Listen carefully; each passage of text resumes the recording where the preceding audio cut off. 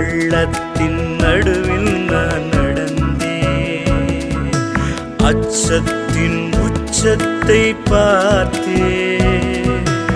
ஒளியில்லா இருளில் நான் நடந்தேன், இயேசுவில்ல வாழ்வை நான் வெறுத்தேன்.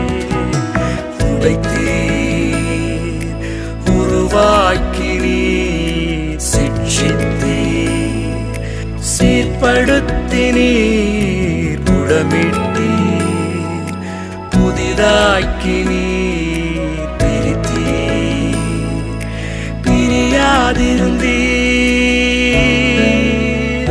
எனக்கு யாருண்டு?